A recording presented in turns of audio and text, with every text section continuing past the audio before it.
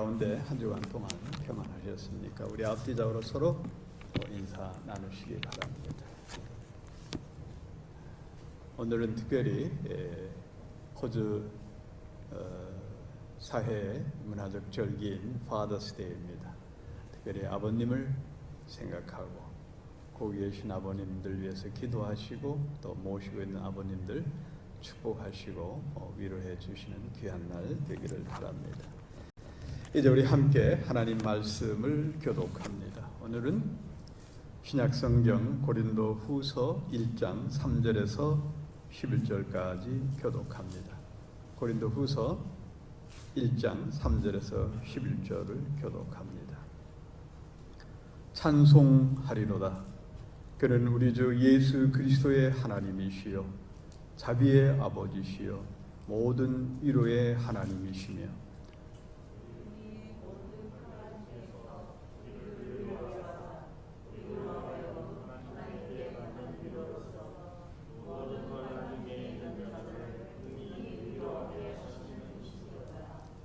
그리스도의 고난이 우리에게 넘친 것 같이 우리의 위로도 그리스도로 말미암아 넘치는도다.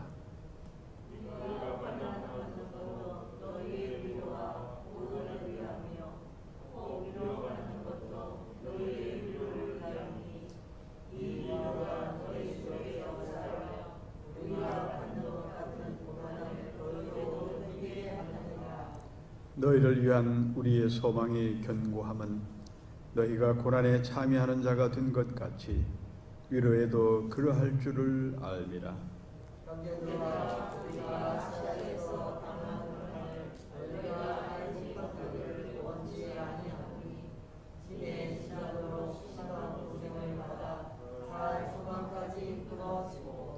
우리 마음에 사형 선고를 받은 줄 알았으니 이는 우리로 자기를 의뢰하지 말고 오직 죽은 자를 다시 살리시는 하나님만 의뢰하게 하심이라.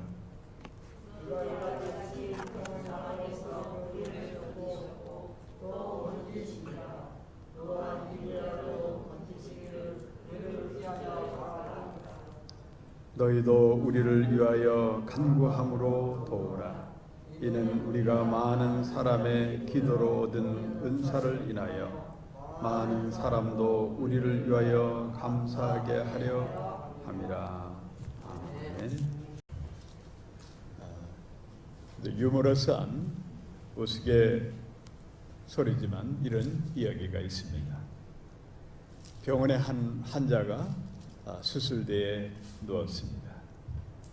너무 긴장된 나머지 이 환자는 의사 선생님께 선생님, 제가 수술을 처음 받아요. 너무 긴장되고 떨려서 죽겠어요. 잘 부탁합니다. 그러자 의사는 환자에게 이렇게 말합니다. 너무 걱정하지 마세요. 사실 저도 처음입니다. 라고 대답을 했습니다. 여러분, 사람은 위로받을 존재이고 또 위로받기를 원합니다. 그런데 정말 참 위로를 받는 일은 그렇게 쉽지가 않습니다. 요즘 코로나 바이러스 사태로 인해서 호주뿐만 아니라 전 세계, 특별히 우리 시드니 사회의 시국이 안 좋습니다. 이렇게 어려운 시국일 때일수록 그야말로 서로 위로할 때가 아닌가 생각이 듭니다. 주님께서 메시아 우리 주 예수 그리스도를 이 땅에 보내시기 위해서 이사야 선지자를 통해서 하나님의 새로운 세계를 여는 만 백성을 구원할 계획을 여는 메시아 사건을 예언합니다. 메시아를 이 땅에 보내주시기 위해서 주시는 맨 먼저 주시는 말씀이 이사야서 40장 1절에서 내 백성을 위로하라. 내 백성을 위로하라. 너희는 위로하라. 위로의 메시지가 시작이 됩니다. 사랑하는 성도 여러분, 오늘 사도 바울도 본문 말씀 1장 3절을 통해서 고린도에 있는 성도들에게 주는 위로의 말씀이지만 오늘 이 시대에 살아가는 우리에게 주는 귀한 위로의 말씀을 하고 있습니다. 찬송하리로다. 그는 우리 주 예수 그리스도의 하나님이시여 자비의 하나님이시여 모든 위로의 하나님이시여. 이 하나님께서 너희들을 위로한다. 그리고 우리는 그 위로를 받으라. 귀한 말씀입니다. 오늘 본문 말씀을 통해서 보면 자그만치 위로하라, 위로라는 단어를 사도 바울이 9번이나 짧은 구절에서 계속 말씀하고 있습니다. 특별히 모든 위로의 하나님, 우리가 믿는 하나님은 위로의 하나님이십니다. 이 모든이란 뜻을 히라보 원어 성경에 보면은 그런 의미입니다. 이 파세스란 단어는 모든 게 완전하다, 풍성하다 그런 뜻입니다. 그러니까 우리 하나님은 우리에게 주시는 위로가 세상과 사람이 줄 수 없는 완전하고 풍성하고 충만하다 그런 뜻입니다. 오늘 사도 바울이 위로하사, 위로하다는 이 파라칼론이라는 단어는 이 헬라어 동사에서 현재 진행하는 분사예요. 그러니까 이 하나님께서 우리에게 주시는 이 위로는 한 번으로 그치는 게 아니에요. 항상 끊임없이 우리를 위로하신다. 그런 말씀인 겁니다. 사람은 끊임없는 환난을 당합니다. 또한 그 환난 가운데 있지만 우리 하나님은 그 환난을 이겨낼 수 있는 위로 또한 주십니다. 이거 믿음이 있는 사람만이 아는 신앙적 체험입니다.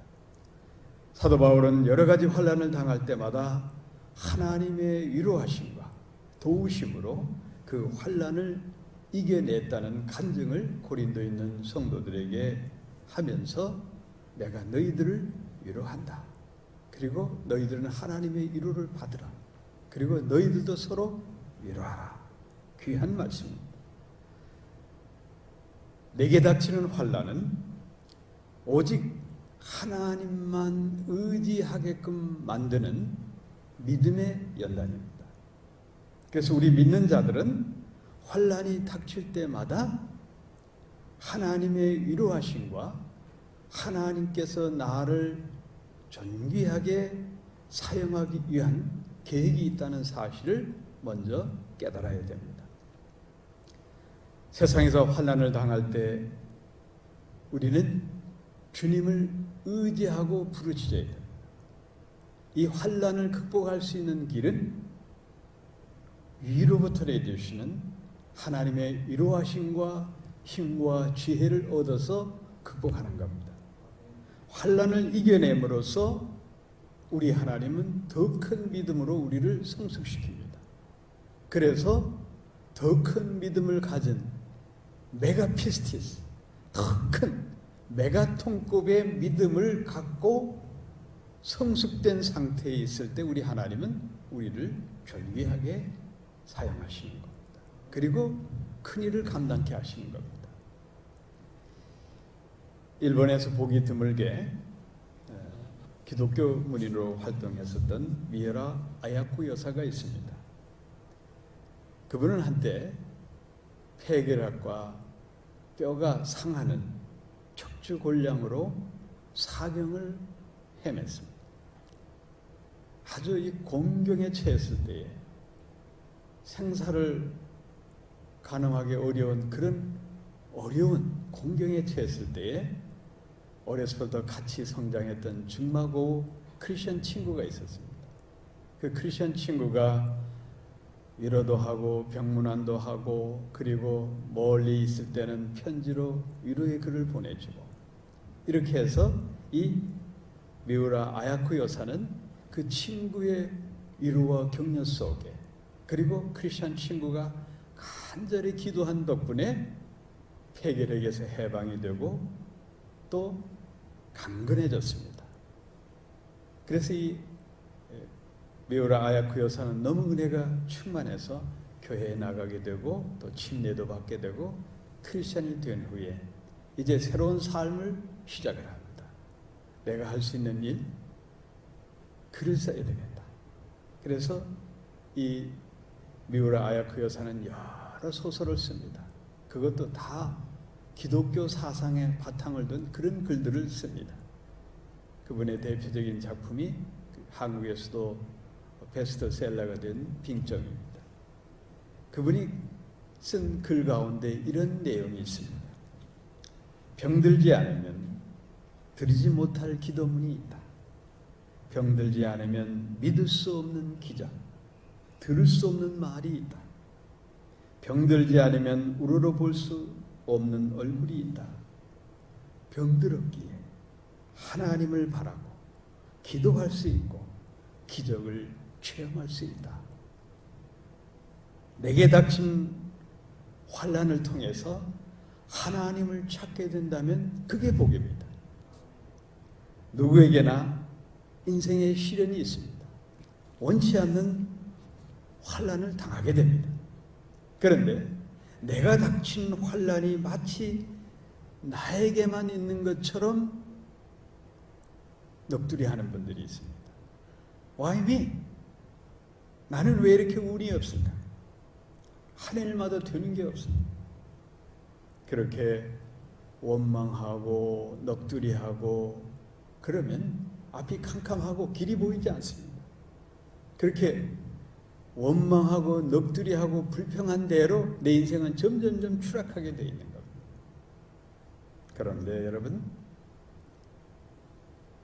고만고만하게 사는 게 다 인생입니다. 누구에게나 환난이 있습니다. 어려운 처지에 다 놓이게 되어 있습니다. 내 것만 크게 보이는 겁니다. 누구나 다 어려운 역경 속에서 그 역경을 딛고 일어서서 인생을 살아가는 게 사람입니다. 프랑스 사람들이 어려운 처지에 놓이면 하는 말이 있습니다. 세라빈, 아주 간단한 말인데 세라빈. 이걸 우리말로 번역하면은 인생이란 그런 거야, 그런 말입니다. 험한 세상에 살다 보면 누구나 예외 없이 하루하루가 힘에 겪고 원치 않는 여러 가지 어려운 고난을 겪게 돼 있다는 겁니다. 그러니 너무 괴로워하지 말라, 그런 말로 쓰는 내용입니다. 세상이 힘들다고 움츠러들거나 우리는 좌절해서는 안 됩니다. 나 홀로 세상에 버려졌다라고 생각하는 것은 불신앙입니다. 우리 뒤에는 늘 하나님께서 우리를 눈동자와 같이 지켜 보호하고 있습니다. 세상이 어떤 위로도 우리를 줄 수가 없습니다.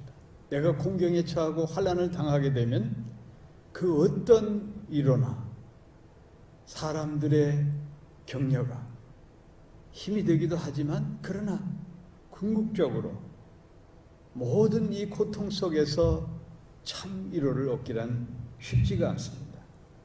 그러니 우리는 하나님을 의지해서 참 위로자 되신 참 위로의 영이신 파라클레토스 성령님의 은혜를 사모해야 됩니다. 세상이 주는 또 사람이 주는 위로는 피상적이고 일시적인 겁니다. 욥이 극심한 고난을 당합니다. 그야말로 하루아침에 졸지에 완전 극심하고 인간 이하의 고통으로 저 밑바닥으로 내려갑니다. 그래서 그의 친구들이 찾아와서 그를 위로합니다. 그때 욥이 욥기 16장 2절에 보면 이렇게 고백을 합니다. 이런 말은 내가 많이 들었나니 너희는 다 재난을 주는 위로자들이로구나. 이렇게 고백을 합니다. 여러분, 욥의 친구들과 대화 나누는 게 욥기서의 내용입니다. 그 욥이 욥의 친구들이, 욥이 고난 당했을 때 욥의 친구들이 위로한다고 뭐 주절주절 이런 말들을 하지만 다 욥한테는 더 속에 염장 질려내는 그런 말로밖에 들리지 않는 겁니다. 나의 근본적인 문제, 이 참담한 환경에서 정말 위로해 주실 분은 우리 하나님이심을 믿으시기를 바랍니다. 사도 바울은 영혼육이 완전히 황폐한 상태에서 고린도 후서를 쓰게 됩니다. 고린도 후서를 쓰게 된 동기는 사도지 때문이었습니다. 고린도 교회에 반대하는 비난하는 무리들이 있었습니다. 그들이 바울은 예수님과 공생활을 함께한 12사도가 아니기 때문에 그래서 우리는 그를 사도로 인정할 수 없다, 이렇게 비난을 합니다. 그래서 사도 바울은 고린도서 11장 5절에 보면 이렇게 격앙된 모습으로 편지를 씁니다.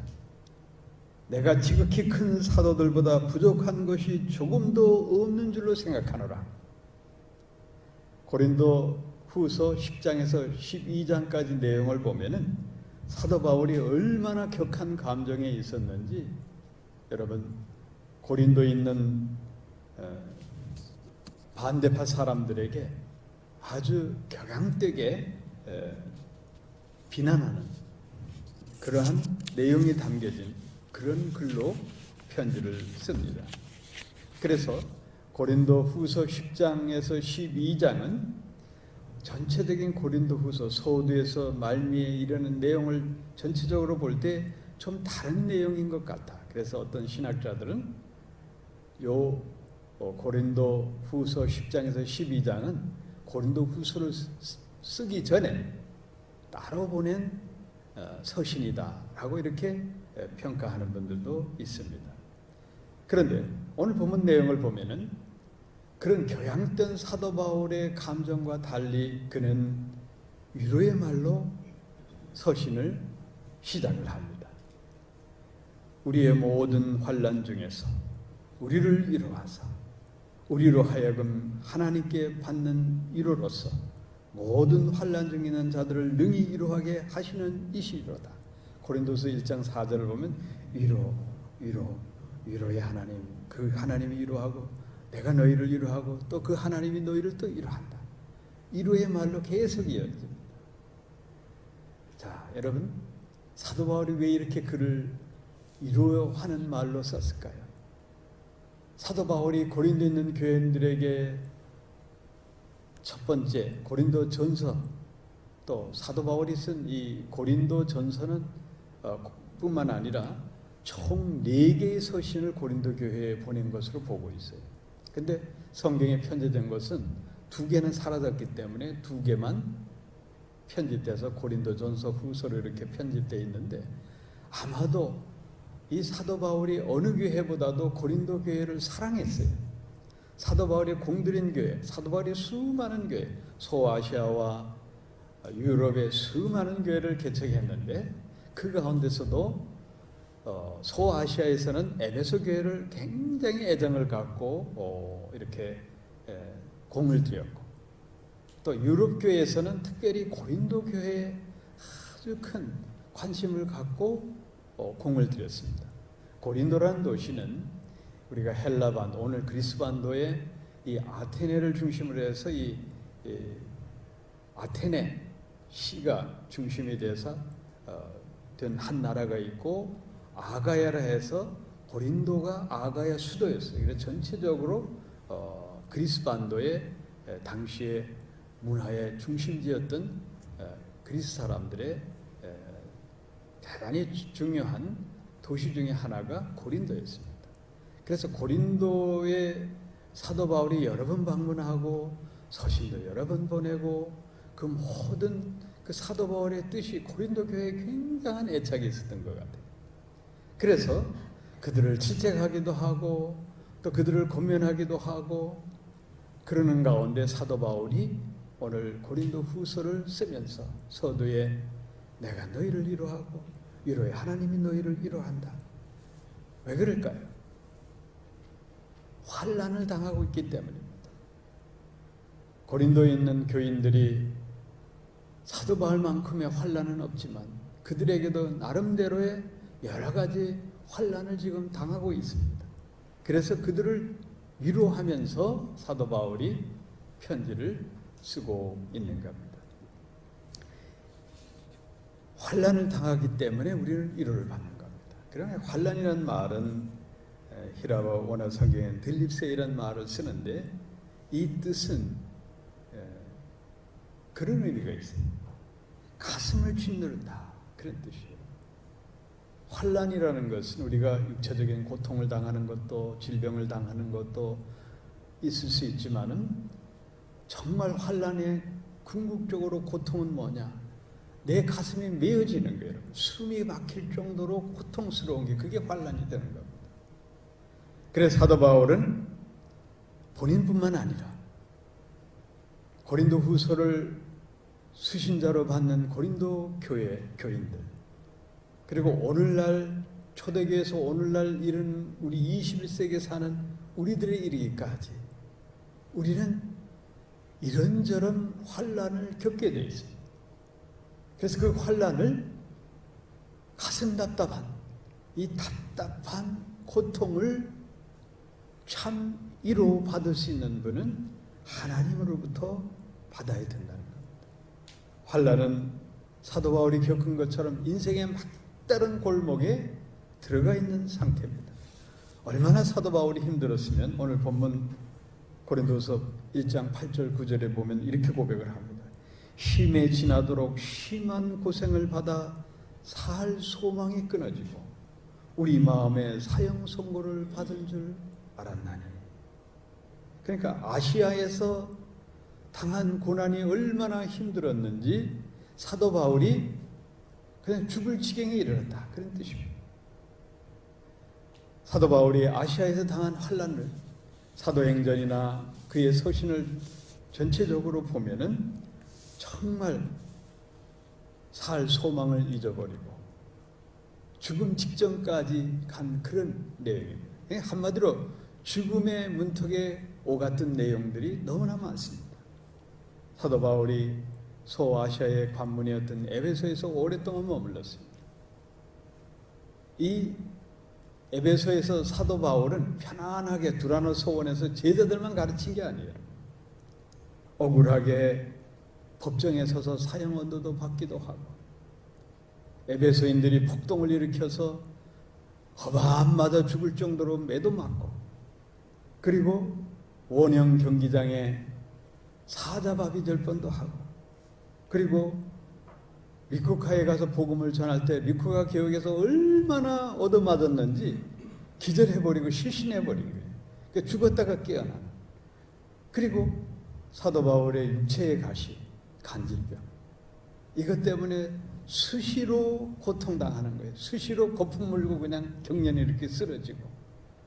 그러니 사도 바울이 아시아에서 복음을 전하며 생활했던 그 모든 하루하루의 날들이 그야말로 죽음의 문턱을 오갔던 그런 날들이었다는 겁니다.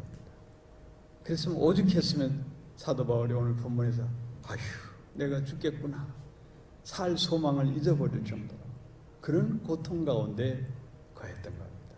그래서 사도 바울이 내가 이런 환난과 역경을 겪었다.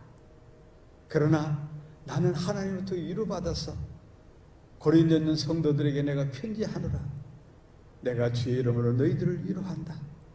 모든 위로되 되신 하나님으로부터 위로받으라. 이렇게 말씀하고 있는 겁니다. 사도 바울뿐만 아니라 환난이나 불행이 닥치면 우리 대다수 사람들은 나만 겪는 것처럼 그렇게 느껴집니다. 그런데 여러분, 환난과 역경은 누구나 겪는 보편적인 일입니다. 불행한 일을 당하는 것 나만 있는 게 아니에요. 여러분. 누구에게나 그런 일이 닥칠 수가 있는 겁니다. 다른 모든 사람들이 겪는 환난과 불행이 눈에 보이지 않고 나의 것만 크구나 라고 생각을 합니다. 자, 여기서 우리 중요한 게 있어요. 그리스도인들은 내게 닥친 환난과 역경을 통해서 내 불행이 크다고 여기면 커지는 겁니다. 그러나 믿음으로 이 어려운 일을 겪고 나면 불행이 아니라 하나님께서 전화 위복을 주시는 축복의 계기가 된다고 작게 여기면 작게 되는 겁니다. 믿음의 사람들은 이 불행을 작게 여기고 하나님 주신 은혜를 크게 삼아하면 되는 것입니다. 어떤 사람을 보면은 내게 닥친 환난과 불행을 남의 불행을 비교하면서 위로받으려고 하는 사람이 있어요. 또 어떤 사람은 내가 닥친 어려움과 불행을 괜히 남에게 트집을 잡아가지고 그 사람에게 화풀이 하려고 하는 사람들도 있어요. 우리 그리스도인들은 절대 이런 마음 가지면 안 되는 거예요. 위로받으시 주실 분은 오직 하나님인 걸 믿고 기도하고 바레클레토스 보혜사 성령님 이루의 하나님으로부터 위로받으시기를 축원합니다. 어떤 이들은 신앙생활을 하면서도 환난이나 불행은 조금도 내게 닥치지 않고 날마다 복받고 형통하고 행복한 일들만 주어질 것이라고 믿는 사람들이 있습니다. 물론 귀한 믿음, 그러나 우리 그리스도인들에게도 환난과 역경은 있습니다. 어쩌면 예수 믿는 우리는 세상 사람보다 더 어려운 환난과 역경이 닥칠지 모릅니다. 왜? 우리는 주님의 십자가의 길을 따라가기 때문입니다. 주의 길을 따르는 믿음의 사람들에게는 주님 가신 고난의 길을 갈 사명이 있습니다. 고난의 길을 자체에 가는 겁니다. 그렇기 때문에 항상 복받고 잘되고 평안하게만 살 수 없는 게 우리 그리스도인의 삶입니다. 우리 하나님은 환난을 통해서 이기게 하십니다. 주님이 골고다 십자가의 고난의 길을 가셨지만은 부활로서 승리하십니다. 마찬가지 주의 길을 따르는 우리는 십자가의 길이 있지만은 그러나 그 십자가의 길을 잘 감당하다 보면은 하나님께서 우리에게 힘과 지혜와 능력을 주셔서 부활의 영광을 이룬 주님처럼 모든 환난과 역경을 이길 수가 있는 겁니다. 믿음으로 능히 이길 수가 있는 겁니다. 여러분, 우리는 그리스도인이라는 이유 때문에 불이익을 당할 때가 있습니다. 또 그리스도인이라는 이유 때문에 억울함을 당할 수가 있습니다. 그리스도인이기에 내가 먼저 손해볼 수밖에 없는 상황에 있습니다. 그러나 여러분 두려워하지 마세요. 하나님이 여러분을 안위하시고 하나님이 여러분을 위로하실 것입니다. 요한복음 15장 18절에 보면 세상이 너희를 미워하면 너희보다 먼저 나를 미워할 줄을 알라. 주님이 말씀하셨습니다. 세상 사람들이 우리를 미워하고 핍박하고 손해 끼치고 상처 주고 고통 주면은 하나님 그거 보시고 하나님 자녀된 우리를 내버려 두시겠습니까? 저들이 나를 미워한다. 내가 감당하마. 너희들은 나로부터 위로받으라. 그런 말씀입니다. 우리 하나님은 따라서 우리가 고난당하는 것 같아도 능히 이길 수가 있습니다. 능히 하나님께서 힘주십니다. 오늘이 Father's Day입니다. 어떤 아버지에게 사랑스러운 아들이 있었습니다. 아들이 군복무를 마치고 복학을 해서 이제 취업 준비를 열심히 하다가 어느 날 친구들하고 캠핑을 갔어요. 근데 그만 익사 사고로 그냥 물에 빠져서 죽었습니다. 병원에 간 아버지는 하늘이 무너지는 거예요. 얼마나 참담하고 고통스러웠겠습니까? 너무 고통스러워 몸부림치고 있는데 그때 병실 벽에 한 기도문이 붙어 있었습니다. 그리고 그 기도문 가운데 이런 문구가 있었어요. 제가 아픔으로 다른 사람의 아픔을 알게 하시니 감사합니다. 그 문구가 크게 자기 눈에 들어온 거예요. 그동안 내가 남의 아픔 모르고 그냥 내 삶에 열심히 살아왔지만 남의 고통과 아픔을 모르다가 그 문구가 너무나 감격을 주는 거예요. 내가 그야말로 참담한 고통을 당하게 되니까 남의 아픔이 그때서야 보이는 겁니다. 그 기도문을 보고 이 사람이 인생의 환난을 긍정적으로 바꿔서 하나님을 믿게 되었다고 합니다. 사람은 환난을 만나면 사람을 원망하고 하나님께 반항하는 태도를 보입니다. 또 낙심하고 좌절하고 모든 걸 포기하려고 합니다. 이때 하나님을 믿는 사람과 믿지 않는 사람의 차이가 있습니다. 여러분, 믿음의 사람하고 믿음이 없던 사람의 차이, 욥과 욥의 아내가 잘 비유가 되는 거예요. 믿음이 없던 욥의 아내는 욥이 졸지에 처참한 인생으로 전락하자 얼마나 고통스러웠어요. 이제 재산과 자식 다 잃고 남은 이 몸뚱아리 하나, 그것도 온전치 않아요. 악청이 났다고 하는데 문둥병 이상으로 너무 고통스러워서 얼마나 몸이 근질근질하고 가려웠는지 깨어진 기와장으로 몸을 긁고 있어요. 그 꼴을 본 이 아내가 이렇게 저주합니다. 당신이 믿는 하나님 욕하고 죽어버리시오. 이렇게 저주합니다. 그러나 믿음의 사람 욥은 이때 이렇게 대답합니다.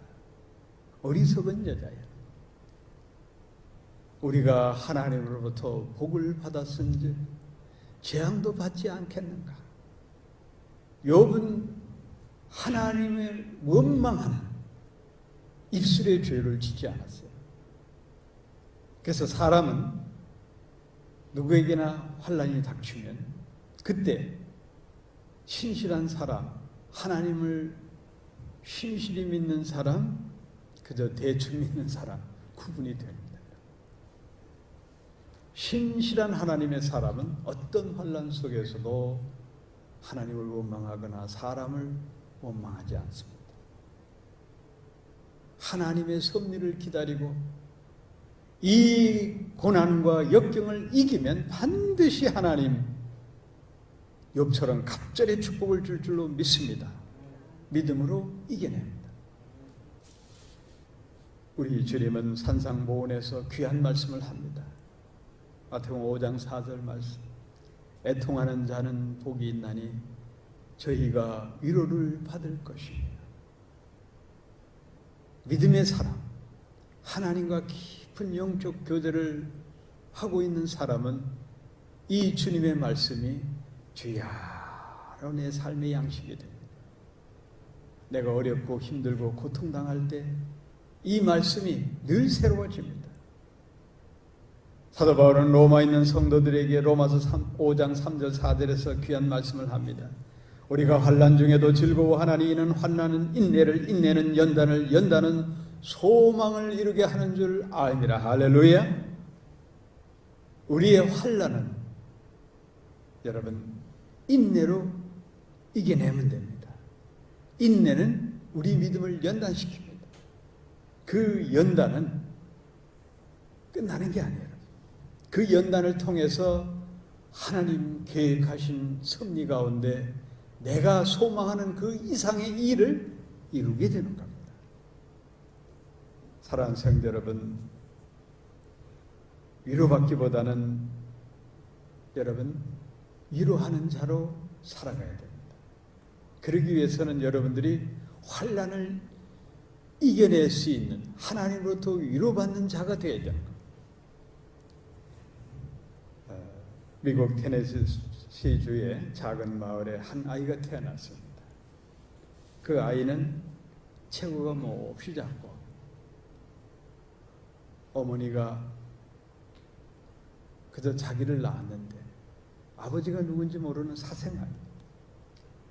마을의 어른들은 자기 자식들이 이 아이와 교제하지 못하도록 막았습니다. 그리고 아이들의 놀림이 대상이 됐습니다.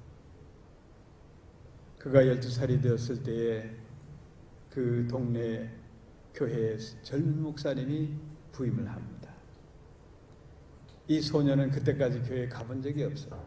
근데 들리는 소문에 의하면 이 젊은 목사님이 가는 곳마다 많은 사람들을 위로해주고 격려해주고 그래서 교회에 즐겁게 모여서 예배 드린다는 소식을 알게 되고 이 소년이 교회에 나가서 예배를 드립니다.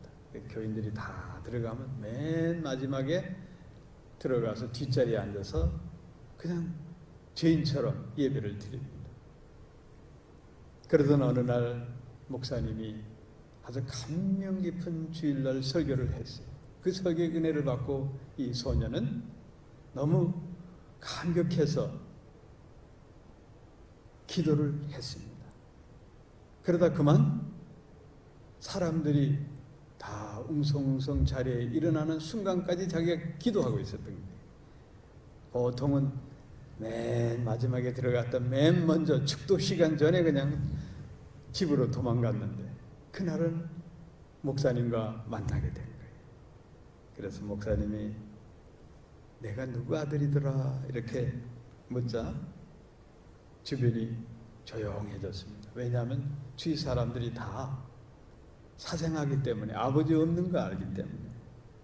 그랬을 때 목사님이 웃으면서 이렇게 말합니다. 그럼 내가 누구의 아들인지 내가 잘 알지. 너는 내 아버지를 너무 닮았어. 바로 너의 아버지는 하나님이시야. 내 모습을 보면 하나님이 그대로 너를 닮게 하셨어. 그렇게 하고 이 소녀는 엉겹결에 그냥 막 도망을 갑니다. 그때 이 목사님은 이렇게 등 뒤에 대고 말합니다. 하나님의 아들답게 훌륭한 사람이 되어라 라고 권면을 했습니다. 세월이 흘렀습니다. 그 소년은 어느덧 사회에 일이 되었고 그리고 어느 날 보니 테네시시에 뿐만 아니라 테네시 전체를 관장하는 주지사가 되었습니다. 그 사람이 바로 벤 후퍼라는 분인데 이분의 신앙 간증입니다. 그가 그런 말을 했습니다. 그때 그 목사님을 만나서 내가 하나님의 아들이란 말을 듣던 그날이 바로 테네스주 지사로 태어나던 날입니다. 라는 고백을 했습니다. 여러분, 위로의 말은 사람을 살립니다. 위대한 인물도 만들 수가 있습니다. 자, 여러분, 우리는 하루에도 수많은 말을 합니다. 비난하지 말고 서로 위로하는 말을 열심히 하십시오. 데살로니가전서 4장 18절에 보면 여러 말로 서로 위로하라. 우리가 할 말이 많지만 격려하고 위로하는 말이 중요합니다. 그저 자식들 위로하세요. 질책하고 문책하고 책망할 일도 많지만 위로하세요. 위로하고 위로하라. 하나님의 뜻입니다. 성 프란시스코의 기도가 생각이 납니다. 위로받기보다는 위로하라. 우리 그리스도인의 말로 위로받기보다는 위로하는 사람이 되십시오. 위로하는 사람은 풍성한 삶을 누리는 부자입니다. 돈이 많은 사람이 부자가 아니에요. 권세를 누린다고 해서 그야말로 영화롭게 사는 게 아닙니다. 정말 인생을 값지고 풍성하고 부자로 영화롭게 사는 사람은 많은 사람을 위로하는 사람입니다. 바로 그런 사람이 여러분 되시기를 축원합니다. 어떤 나라의 임금이 신하들을 시켜서 세상에 많은 석학들을 불러 모으고 인생이란 무엇인가에 대한 질문을 답해오라고 명령을 했습니다. 그래 신하들은 오랜 시간 학자들을 찾아다니고 또 수십 필의 말을 동원해가지고 여러 학자들이 쓴 인생이란 무엇인가에 대한 논문을 갖고 왔어요. 그런데 이 임금은 나이가 이제 너무 많은 거예요. 그 많은 낙타에 실려온 어마어마한 책을 보고 내가 이 나이에 저 책을 읽을 수가 없으니 간략하게 줄여서 인생이란 무엇인가 나에게 좀 알려달라. 그랬더니 또 학자들이 해서 책 한 권을 만들었어요. 그걸 갖다 줬는데 이 임금이 볼 때는 그 책 한 권 읽을 만한 기력도 이제 없어요. 초로의 노인이 됐으니까. 그래서 이 임금이 하는 말이 나는 이제 죽을 날이 얼마 남지 않았다. 그러니 그 책 한 권 읽을 기력도 없으니 아주 간략하게 단 한마디라도 좋으니 나에게 말해주시오. 그랬더니 이제 신하들과 학자들이 같이 의논을 한 후에 대표적인 한 학자가 임금님 귀에 이렇게 말을 합니다. 폐하, 인생은 태어나서 늙고 병들고 죽습니다. 그때 이 임금이 빙그레 웃으면서 그렇다. 인생은 태어나면 늙어가고 병들어서 죽게 된다. 아, 그게 인생이다. 라고 회한에 미소를 띠면서 죽었다고 합니다. 여러분, 사람은 장밋빛 그늘 안에서 편안히 살 수 없는 존재예요. 누구에게나 삶의 고난이 있고 원치 않는 환난을 당하게 되어 있습니다. 그때 우리는 그 환난과 역경을 어떻게 이겨내느냐, 고통 가운데 있을 때 어떻게 위로받느냐, 그게 우리의 몫입니다. 사랑하는 성도 여러분, 우리 그리스도인들은 우리에게 참 평안을 주시는 하나님이 우리 등 뒤에 계십니다. 주님으로부터 위로받으시기를 권면합니다. 시편 기자는 시편 41절에 귀한 말씀을 합니다. 하나님은 우리의 피난처시요 힘이시니 환난 중에 만날 큰 도움이시라. 할렐루야. 우리가 환난 만났을 때 큰 도움이 되시는 하나님, 우리의 참 위로자 되시는 성령님, 그분을 의지해서 여러분 살아가시기를 축원합니다. 그래서 오늘 사도 바울은 오늘 본문 고린도서 1장 10절에서 이렇게 고백합니다. 그가 이같이 큰 사망에서 우리를 건지셨고 또 건지시리라. 우리말 성경에는 큰 사망으로 번역을 했는데 이 큰 사망이란 뜻은 헬라 원어 성경에서 보면 힘든 죽을 고비란 뜻이에요. 그러니까 우리 하나님께서 정말 어렵고 힘든 죽을 고비에서 건지시고 건지신다는 겁니다. 그 하나님을 우리는 믿습니다.